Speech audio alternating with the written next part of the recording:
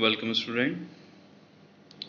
I am Udish Sharma from Department of Mechanical Engineering.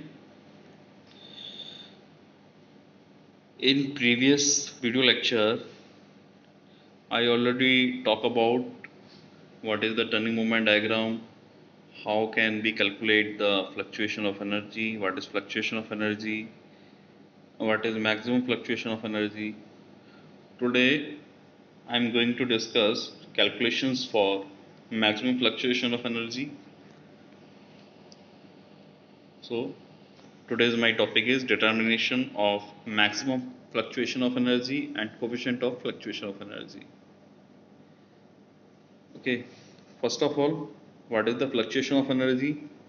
The variation of energy above and below the mean resisting torque line are called fluctuation of energy.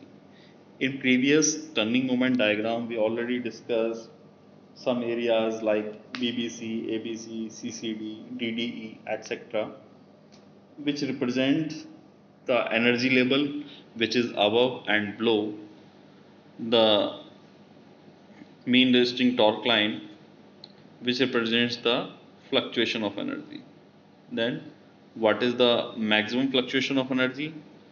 It is the basically difference between the maximum and minimum energy is known as maximum fluctuation of energy. I hope you will understand. Now, determination of maximum fluctuation. Before discussing this topic, I want to explain this diagram. The line AG, this one, the line AG represent a wavy curve and also represent the mean resisting torque line, small a1, a2, a3, a4, a5 and a6 are the areas below the mean and above the mean torque line. These area represents some quantity of energy which is either added or subtracted from the energy of the moving part of the engine. So now if I am going to take energy at point A, let us suppose the energy in the flywheel at capital A point equals to capital E,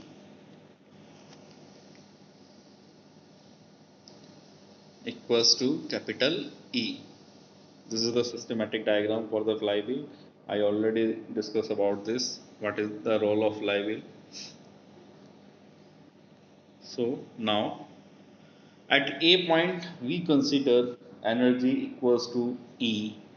At point B, because in the curve we can show the area A1 is above the mean resisting torque line. So we can calculate energy at point B, that is equal to capital E plus A1, and when I am going to calculate at point C, then it is equals to E plus A1 minus A2, because A2 is lie below the mean resisting torque line. If I am going to calculate at point D, then it is equal to E plus A1 minus A2 and plus A3, because A3 is lie above the mean torque line. Similarly, for point E, we simply minus in previous equation minus A4. At F point, it is equals to E plus A1 minus A2 plus A3 minus A4 plus A5, and at point G it is equals to E plus A1 minus A2 plus A3 minus A4 plus A5 minus A6. You can see in this these value in this PPT. So energy at A and energy at A point is equal to energy at point G because the cycle repeats after G. Okay, let us suppose that the caters this energy at point B, this one, and minimum energy in the flywheel at point E, then maximum fluctuation of energy that is equals to E1 minus E2. Okay, so maximum fluctuation of energy equals to maximum energy minus minimum energy. So we can write this equation by subtracting.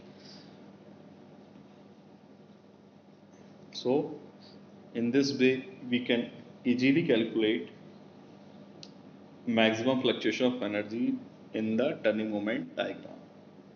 Now, what is the coefficient of fluctuation of energy?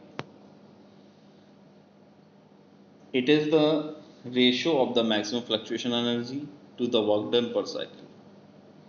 Okay, the work done per cycle may be obtained by using the following relation, like work done per cycle equals to T mean into theta, where T mean torque and theta is the angle done in radian.